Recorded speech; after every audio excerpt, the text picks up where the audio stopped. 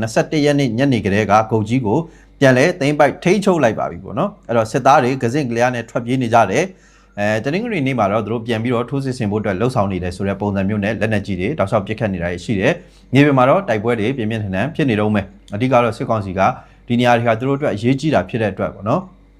သူကဒီစစ်ကူတွေကိုတောက်လျှောက်လွှတ်ပြီးတော့တိုက်ခိုင်းနေတော့မယ်ပေါ့နော်ပြီးတော့ဗီဒီယိုဖိုင်တစ်ခုထွက်လာတာတွေ့တယ်အားလုံးလဲ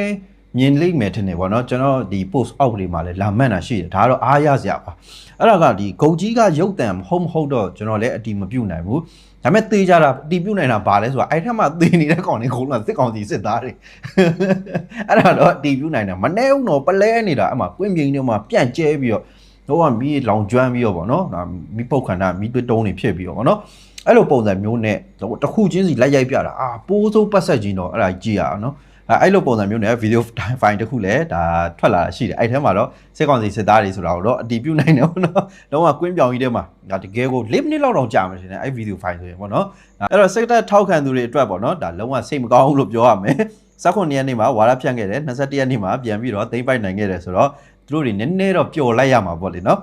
အဲ့ဒီလည်းထပ်ပြီးရထားတာရှိတယ်အဲ့ဒါလေးလည်းကျွန်တော်ဆက်ပြောကြမှာပေါ့နော်အဲ့ဒါကတော့ဒါတရုတ်စီမံကိန်းများစွာရှိတယ်ကြောက်ဖြူစစ်မျက်နှာကအခုရက်ထဲမှာတော်လေးကိုတိုက်ပွဲတွေပြင်းပြင်းထန်ထန်ဒါဖြစ်ပွားနေတာရှိတယ်အားခါတော် AA ဘက်ကစစ်ရေးအရှိန်မြင့်တင်လာတယ်ဆိုတဲ့ပုံစံမျိုးတွေ့ရတယ်ပေါ့နော် AA ကအခုရက်ပိုင်းမှာထိုးစစ်တွေအရှိန်မြင့်လာတယ်ပြီးခဲ့တဲ့လတွေအတွင်းမှာလည်းစစ်ကောင်စီကအင်အားအလုံးရင်းနဲ့သိမ်းပိုက်ထားတဲ့နေရာတွေကိုထိုးစစ်ဆင်ခဲ့တာရှိတယ်ဒါကတော့ကြောက်ဖြူကိုသူတို့အင်အားတွေပို့တယ်စစ်ကူတွေပို့တယ်အဲ့နောက်ပိုင်းမှာဒါ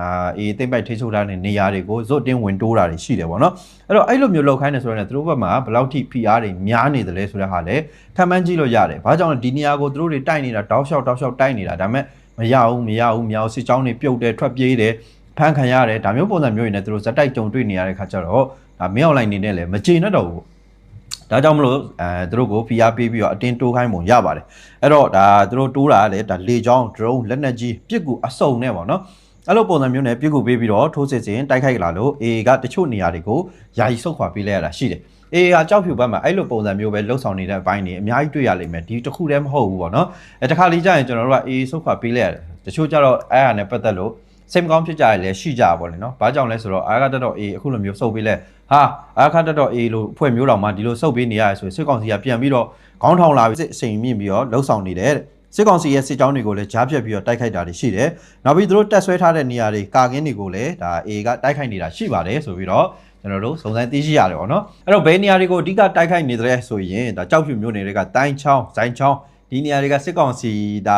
သူတို့သိမ်းပိုက်နိုင်ပြီဆိုပြီးတော့ကြွေးကြော်ထားတဲ့နေရာတွေပေါ့နော်အဲ့ဒီနေရာတွေကစစ်သားတွေကိုတိုက်တယ်စစ်ကောင်စီစစ်သားတွေထွက်ပြေးတာတွေရှိတယ်ပေါ့နော်ထွက်ပြေးတာတွေလည်းရှိတယ်ဒီလိုထွက်ပြေးနေရပြီမဲ့စစ်ကောင်စီကနောက်ထပ်ထွက်ပြေးဖို့ကြောက်ဖြူမျိုးဟိုတက်တွေနဲ့တညဝတီရေတပ်စခန်းကလက်ရှိတိုက်ပွဲဖြစ်နေတဲ့နေရာတွေကိုအင်အားအလုံးရင်ထပ်ပို့ပြန်တယ်ရှေ့မှာလည်းပြေးကြတယ်ပေါ့နော်ပြေးတဲ့ဟာတွေကိုပဲဒါထပ်ပြီးတော့ပြေးလို့ရအောင်ဆိုပြီးတော့နောက်ထပ်ဒါခုနတက်တွေကမြို့ပေါ်တက်တွေရဲ့ပြီးရင်တညဝတီရေတပ်စခန်းတက်တွေရဲ့ပေါ့နော်ဒီတက်တွေကနေပြီးတော့အင်အားတွေထပ်ပြီးတော့ပို့အိုက်ကောင်တွေလည်းပြေးတာပဲပေါ့နော်ဒီလိုစစ်ကူလာတဲ့စစ်ကြောင်းတွေကို AA ကကြားပြတ်တိုက်ခိုက်တာတွေကြောင့်မလို့လမ်းခုလက်ကနေရာတွေမှာပေါ့နော်စစ်ကောင်စီစစ်သားတွေတေဆုံးတာတက်ပြက်ပြီးထွက်ပြေးသွားကြတာနဲ့ဒါရုပ်လောင်းနေတော့မကောက်နိုင်မဲ့နဲ့ဒီတိုင်းထားခဲ့တာတွေရှိတယ်လို့ AA နဲ့နှိစက်တဲ့စီရေးသတင်းရင်းမြစ်တွေကပြောတယ်ပေါ့နော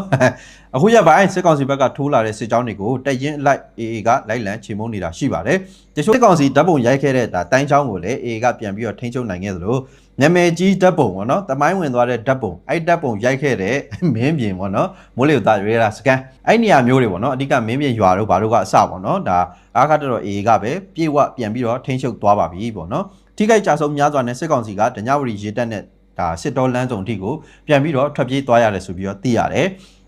်တိုင်းချောင်းမင်းပြင်တော့အပြေဝရသွားပြီဗျာတဲ့ကြောက်ဖြူမှာ90ထက်မနည်းသေဆုံးနေ10ဦးလောက်ဖမ်းဆီးရရှိတယ်ဆိုပြီးတော့သိရတယ်အဲ့ဖမ်းမိတဲ့အထက်မှာစစ်ကောင်စီစစ်ကြောင်းမှုအဆင့်တွေကစပါတယ်ဆိုပြီးတော့သိရတယ်အဲ့ကောင်တွေကဒါလက်နက်ချအညံ့ခံတာမဟုတ်ဘူးတိုက်ပွဲအတွင်းမှာဒါအားကတော် AA ကအရှင်ဖမ်းမိတဲ့ကောင်တွေအဲ့လိုကောင်မျိုးတွေကအခုဆို10ယောက်လောက်ရှိပြီဆိုပြီးတော့သိရတယ်တေဆုံးတာဆိုရင်50ကျော်ပေါ့နော်ဒါတော်တော်လေးကို short ပေါ့ဒါ radar scan မှာလည်းသူတို့ဓာတ်ပုံရိုက်တယ်ဓာတ်ပုံရိုက်လို့မပြီးခင်ကိုပဲအားကတော် AA ရဲ့တစ်ချက်တစ်စုဆိုတဲ့ဒါပြစ်ချက်နဲ့အတူတူပေါ့နော်ဘွာဆုံးသွားကြတဲ့စစ်သားတွေအများကြီးပဲလုံးဝပြတ်ပေါ့နော် နာနီးဆက်တဲ့သတင်းရင်းမြစ်တွေစီးရေးသတင်းရင်းမြစ်တွေကဘာပြောလဲဆိုတော့နေကန်ကုတ်ကြီးဘတ်တော့မပူနဲ့ပေါ့နော်သူတို့ပေါက်ဖို့ဆိုတာမဖြစ်နိုင်တော့ဘူးတဲ့ကုတ်ကြီးရွာက2ရက်လောက်စုပ်လိုက်တာပေါ့နော်ပြီးမှပြန်ဝိုင်းပတ်ပြီးတော့ခြေမုံတာဖြစ်တယ်ဆိုပြီးတော့ပြောသွားတာပေါ့နော်အဲ့တော့လေအားရစရာကောင်းပါတယ်ပေါ့နော်အဲ့တော့စိတ်ပူရသမျှစိတ်အေးတာဟောလေနော်ဘာကြောင့်စိတ်ပူရတခြားကြောင့်မဟုတ်ပါဘူးဒါစစ်ကောင်စီဟာဒါတည့်ရတိုင်းပဲတချို့နေရာတွေမှာအပြစ်ရက်သွားပြီးတဲ့နောက်ဒါအာခတ်တော်အေရှိတဲ့ဘက်ချမ်းနေပြီးရင်အညာဒေသဘက်ချမ်းတွေကိုလုံးဝဦးစားပေးပုံစံမျိုးနဲ့လေကြောင်းတိုက်ခိုက်မှုတွေဘုံကျဲတာတွေပြီးရင်ဒါစစ်ကြောင်းတွေထိုးတာတွေပေါ့နော်တခြားနေရာကတက်တွေထုတ်နှုတ်ပြီးတော့စစ်ကူပို့တာတွေကိုအစင်ဒီဇိုင်းလုံးဝအဆက်မပြတ်ကိုလုပ်ခဲ့တာအင်အားယာနဲ့ထောင်နဲ့ချီပြီးတော့ပို့ဆောင်နေတာဖြစ်တယ်ပြီးတော့သူတို့မှာကလက်နက်ခဲယံအပြည့်အစုံရှိတယ်လေကြောင်းရေးတာမှုရှိတယ်ပေါ့နော်ပြီးရင်အခုဒါဂျိုင်းယိုကောပရာပရာမိုတာဒါမျိုးဟာတွေကအစသုံးတယ်ဤပညာပြင် drone တွေသုံးတယ်အဲ့လိုမျိုးတွေကိုသုံးပြီးတော့တိုက်ခိုက်နေတဲ့တက်ဖြစ်တဲ့အတွက်ပေါ့နော်ဘာပဲဖြစ်ဖြစ်တစ်ချိန်ချိန်မှာများပေါက်သွားမလားဆိုတဲ့အတွေးမျိုးနဲ့အားလုံးကစိတ်ပူခဲ့ကြတာရှိပါတယ်ဒါပေမဲ့လည်းအာခတ်တော် A ကတော့ A ပါပဲအခုလည်းပြန်ပြီးတော့ငါတို့ဘာလဲဆိုတဲ့ဟာကိုတစ်ခွက်ပြန်ပြသွားတယ်ပေါ့နော်အဲ့တော့စစ်ကောင်စီကတော့ထုံးစံတိုင်းပဲရှုံးသမားကြီးဖြစ်နေတော့မဲ့ပေါ့နော်သူတို့ဘက်ကအဖွဲ့တွေဆိုရင်ဒီနေရာတွေကသူတို့အတွက်ကျင်းစာတွေလို့တောင်သူတို့ထင်နေမလားမသိဘူးပေါ့နော်သူတို့အနေနဲ့ဒါတင်းချိုင်းနေရွှေ့နေရတယ်လို့ပဲယူဆလိမ့်မယ်ပေါ့နော်အဲအကြောင်းမလို့ဒါစစ်ကူပို့ခိုင်းပါတယ်ဆိုတဲ့အချိန်မှာဒါမိုင်းဖြတ်တို့မိုင်းခုတ်ကူတို့ကနေပြီးတော့စစ်ကူခေါ်တယ်ခေါ်ပြီးတော့ဒါစင်ကူးဘက်ချမ်းတွေကိုပို့တယ်လမ်းမှာနေထွက်ပြေးတယ်ပြီးရင်တခြားနေရာတက်တွေပေါ့နော်ဒါစကားဆက်ခွန်ဒါရှမ်းဘက်ချမ်းအဖွဲ့တွေပေါ့နော်ဒီအဖွဲ့တွေဆိုလဲစစ်ကူထပ်ပြီးတော့ပို့တယ်လမ်းမှာနေထွက်ပြေးတဲ့ပါစာတွေရှိတယ်ဟာအင်အားယာနဲ့ချီပြီးတော့ပို့တယ်စစ်ကြောင်းလိုက်ပြောက်သွားရရှိတယ်အဲကြတော့တော်တော်ကိုထိကြိုက်နေတဲ့နေရာမျိုးတွေဖြစ်လာနေတယ်စစ်ကောင်စီအတွက်ပြောတာပေါ့နော်အဲ့တော့ပြောမယ်ဆိုရင်ဒါမြောက်ဦးရဲ့ပေါ့နော်မြောက်ဦးကိုလေကြောင်းတိုက်ခိုက်ခံရမှုအကျွေးအဲဥစ္စာကိုပြန်တောင်းနေတယ်လို့တော့ယူဆရတယ်အဲ့ဒီလုံးဝကြည့်လိုက်ရင်ပေါ့နော်ဒီမြောက်ဦးဒါပြည်သူ့ဆေးရုံကိုစစ်ကောင်စီကရဲဆက်ဆက်ဘုံကျဲတိုက်ခိုက်ပြီးတဲ့နောက်ပိုင်းမှာအာရထတက်တော် A ရဲ့ထိုးစစ်တွေကပို့ပြီးတော့အရှိန်မြင့်လာနေတယ်လို့တော့မြင်ရတယ်အဲ့တော့အကျွေးတောင်းနေတယ်လို့တော့ပြောရမယ်သဘောပေါ့နော်အဲ့တော့အကျွေးကတော့ကြည်မှာမဟုတ်စက်တောင်းနေဦးမှာပေါ့နော်နောက်တစ်ခုကတော့ကျွန်တော်တက်တွင်းမှာမင်းအောင်လိုင်းနဲ့ပတ်သက်ပြီးတော့ပေါ့နော်မင်းအောင်လိုင်းမြန်ထွက်ဖို့ဆူတောင်းနေတယ်ဆိုတဲ့အကြောင်းလေးလည်းကျွန်တော်သိရတယ်ပေါ့နော်ဒါကလည်းဒါကြားပြန်ကိစ္စပေါ့နော်ကြားပြန်ကိစ္စသတင်းစာရှင်းလင်းပွဲဆိုပြီးတော့ဒါဇော်မဲလုံးဖြေခဲ့တဲ့ထဲမှာမင်းအောင်လိုင်းကဒါတမရနေရာပါတက်ပြီးတော့ယူအောင်မယ်ဆိုတဲ့ပုံစံမျိုးနဲ့စကားဦးတန်းသွားရှိတယ်မေးတဲ့ကောင်လည်းမိုးရေးဆိုတဲ့ကောင်ပေါ့နော်အဲအကြောင်းမလို့အဲ့လိုမျိုးပုံစံမျိုးနဲ့ဒါအမေးဖြေနဲ့ပတ်သက်ပြီးတော့ပြောသားတဲ့ထဲကကျွန်တော်တို့ကောက်နှုတ်ရမယ့်ဟာတွေရှိလာတယ်ပေါ့နော်ဒီလိုရဲ့တုံ့ပြန်မှုကိုစမ်းသပ်လိုခြင်းကြောင့်မလို့ဒါမေးထားတယ်ဆိုတဲ့ပုံစံမျိုးပြည်သူလူထုရဲ့တုံ့ပြန်မှုကိုစမ်းသပ်လိုခြင်းကြောင့်မလို့ဒါဇက်တိုက်ထားတဲ့မေးမြန်းမှုလို့လည်းဒါယူဆလို့ရတယ်ဒီလိုယူဆမိတဲ့ဟာကဒါမေကုန်းမေးရန်အတွက်သူရနေဝမီဒီယာမှာပေါ့နော်လူလူကြားမှာတဲ့မြေပြင် online မှာတဆင့်လူလူသဘောထားကိုဒါ3လခန့်ကွင်းစင်ကောက်ယူခဲ့ပါကြောင်းလူတို့အများစုကပြည်တော်စုမပြုတ်ကွဲစေရန်စစ်ကောင်းဆောင်မင်းအောင်လှိုင်ရဲ့ဥဆောင်မှုအခမ်းကဏ္ဍသည်အလွန်အရေးပါပြီးကျေးဇူးတင်ရှိနေကြသည်ကိုတွေ့ရပါကြောင်းနိုင်ငံတော်သမ္မတအဖြစ်ဆက်လက်တာဝန်ထမ်းဆောင်စေလို၍ကမ်းလမ်းမှာကမင်းအောင်လှိုင်နေဖြင့်သမ္မတတာဝန်ကိုဆက်လက်ထမ်းဆောင်ရန်အနေအထားမျိုးမြင်တွေ့ရနိုင်ပါသလားဆိုတဲ့ပုံစံမျိုးနဲ့မင်းအောင်လှိုင်အကြိုက်လုံးဝကိုစီကပတ်ကုန်းတကယ့်ကိုမင်းအောင်လှိုင်အကြိုက်မေးတာဟုတ်တယ်ပြည်သူလူထုကဒီလိုမျိုးတွေထောက်ခံနေတယ်ဒီလိုမျိုးတွေအားပေးနေတယ်ဒီလိုမျိုးတွေတောင်းဆိုနေတယ်ဆိုတဲ့ပုံစံမျိုးနဲ့ဇက်တိုက်ထားတဲ့ပုံစံမျိုးပေါ့နော်သူတို့ချင်းချင်းဇက်တိုက်ထားတဲ့ပုံစံမျိုးနဲ့မေးခဲ့တာပေါ့နော်တကယ်ချီးတော့ကောင်ပေါ့နော်အဲ့တော့ဒါမိုးမေးခွန်းပြီးမှဇော်မင်းထွန်းကလည်းသိရတိုင်းပဲကြိုတင်ကြက်မှတ်လာတဲ့စာတွေအတိုင်းပဲရွတ်တာဒလဇက်ဒါလုံးဝပေါ့နော်ဘလို့ပုံစံမျိုးတွေရွေးကောက်ရတယ်ဘလို့ပုံစံမျိုးတွေရွေးချယ်ရတယ်ဘလို့ပုံစံမျိုးတွေတင်မြှောက်ရတယ်အဲ့တော့ဒါမင်းအောင်လှိုင်အနေနဲ့ရှေ့မှာတာရကတွေအနေနဲ့သူနိုင်ငံရေးနဲ့ပတ်သက်ပြီးတော့နိုင်ငံတော်နဲ့တာဝန်နေနဲ့ပတ်သက်ပြီးတော့ဘလို့တွေလှုပ်ဆောင်ခဲ့တယ်ဘလို့အတွေ့အကြုံတွေရှိတယ်ဘယ်ဘွားမှာဘာတွေလုပ်ခဲ့တယ်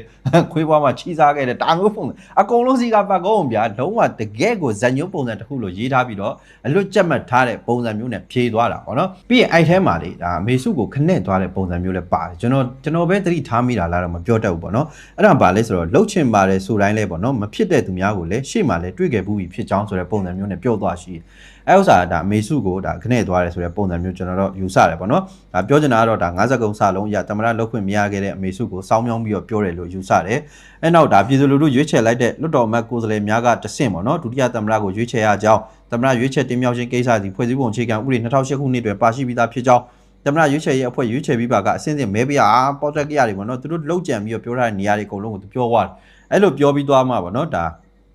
ါဒီຢာတွေကအကုန်လုံးကိုက်ညီတယ်ပေါ့တကယ်လို့များမင်းအောင်လှိုင်ကသမ္မတလုံမယ်ဆိုရင်လည်းဒီဖွဲ့စည်းပုံအခြေခံဥပဒေရကိုက်ညီတယ်ဆိုတဲ့ပုံစံမျိုးကြီးအကုန်လုံးဗျာနဲ့ကွက်ဘောင်းဆောင်ကနေပြီးတင်းကျုံပြောတာအုံနောက်ရှိတဲ့ပြည်သူဆိုရင်ဒါကြီးကရည်စရာကောင်းတကယ်ပေါ့နော်တကယ်ကြက်မှတ်ပြီးတော့ပြောလာတဲ့နေရာပေါ့နော်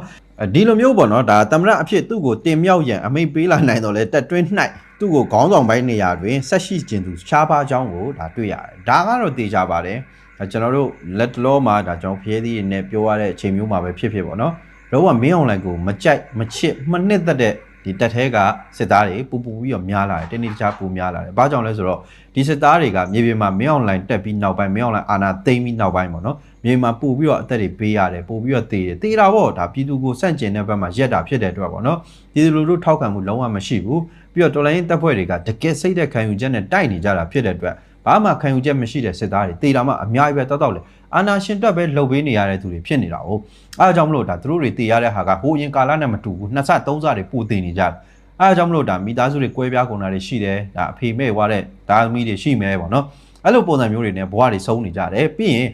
အဲ့လိုမျိုးတေဆုံးသွားယောက်ျားတေွားရဆိုရင်တော့မှပဲကြံခဲ့တဲ့မိသားစုကိုခန်းစားခွင့်အပြည့်အဝမပေးဘူးသူသားပိုင်နဲ့အသားအမကန်ကုမ္ပဏီအောင်မြင့်မုံမင်းဒီလိုနေရာမျိုးတွေကအစပေါ့နော်လုံးဝခန်းစားခွင့်အပြည့်အဝမပေးချင်လို့ဟိုပေါ့နော်လီဆယ်ပြီးတော့လုံနေတဲ့ဟာတွေရှိတယ်ကလင်ကြီးပုံစံမျိုးနဲ့လုံနေတဲ့ဟာတွေရှိတယ်အဲ့ဒါကြောင့်မလို့ဒါခန်းစားနေရတဲ့သူတို့ရဲ့တက်တွင်းမိသားစုတွေလည်းအများကြီးရှိတယ်အဲ့နောက်ပိုင်းပေါ့နော်ဒါမင်းအွန်လိုင်းအာဏာသိမ်းပြီးနောက်ပိုင်းမှာဒီခန်းစားမှုတွေကပူပြီးတော့များပြားလာတယ်ဟာတက်ထဲကနေကန်ထုတ်ခံရတဲ့မိုးဆုံးမတွေမနေဘူးပေါ့နော်ဒါကြောင့်မလို့လေဒါတက်တွင်းမှာမင်းအွန်လိုင်းကိုထောက်ခံတဲ့ဒီစစ်သားမိသားစုတွေကပူပြီးတော့ရှားလာဒါကြောင့်မလို့ဒီကောင်အတင်းကိုကွင်းဆင်းပြီးတော့ဒါတက်တွင်းတွေ့ဆုံပွဲတွေတက်မိသားစုတွေနဲ့တွေ့ဆုံပွဲတွေပေါ့နော်ဌာနဆိုင်ရာတွေနဲ့တွေ့ဆုံပွဲတွေမှာသူအတင်းကိုလိုက်တွေ့ပြီးတော့ဒါပြောဆိုနေရတာတွေမြောက်ပင့်ပေးနေရတာဒါမျိုးတွေရှိလာတယ်ဒါတကယ်အဲ့လိုဖြစ်နေတာပေါ့နော်အဲဒါကြောင့်မလို့ဒါစစ်ကော်မရှင်အနေနဲ့ပေါ့နော်တရုတ်ကပါဝင်ဖိအားပေးမှုကြောင့်နမြေအချို့ပြန်ရတဲ့ထိုးစစ်တွေမှာအပပေါ့နော်လောက်လာစစ်ရေးအသာရရှိမှုအခုချိန်ထိမရှိသေးဘူးပေါ့နော်အဲ့တော့မိုးဟိန်းမေးခဲ့တယ်ပေါ့နော်ဒါ3လလောက်စစ်တန်းကောက်ခဲ့တဲ့ထဲမှာတက်တွင်းကစစ်သားမိအောင်လိုင်းကိုတမရကြီးလည်းမလုပ်ပါစေနဲ့ပြီးရင်တက်ချုပ်ကြီးလည်းဆက်မလုပ်ပါစေနဲ့ဆိုပြီးတော့ဆူတောင်းနေကြမှာတကယ်အမှန်ပါပဲပေါ့နော်ဒါမြောက်လိုင်းအကြောင်းမလို့အခုဆိုတေးချင်နေရတဲ့စစ်သားမိသားစုတွေအများကြီးရှိလာနေပြီအဲ့တော့အဲ့အောက်မှာဆက်နေမယ်ဆိုရင်လည်းဒီလိုဖြစ်တွေကကြုံနေရမှာပဲမြောက်လိုင်းဘလို့ကောင်မျိုးလဲဆိုတဲ့ဟာကအခုလက်ရှိတက်တွင်းမှာရှိနေပါသေးရဲ့ဆိုတဲ့စစ်သားမိသားစုတွေလည်းသိပြီးလောက်ပါပြီပေါ့နော်တက်တန်းတွေတောက်လျှောက်တိုးတယ်ရပိုင်ခွင့်ကိုရအောင်ရတဲ့ပုံစံမျိုးနဲ့ချုပ်ကင်ထားတယ်ပြီးရင်အောက်ခြေကိုလုံးဝပြန်ငှဲ့မကြည့်ဘူးပြန်လှည့်မကြည့်ဘူးဒါမျိုးပုံစံမျိုးတွေကိုအဲ့ထဲမှာနေတရွေ့တော့ခန်းစားနေရအောင်ပါပဲဒါကြောင့်မလို့ရုံထွက်ကြပါအာနာရှင်တို့အသက်ပေးရတာတန်ရဲ့လားဆိုတဲ့ဟာကိုကိုယ့်ဘက်ကိုပြန်ပြီးတော့မေးခွန်းထုတ်ကြ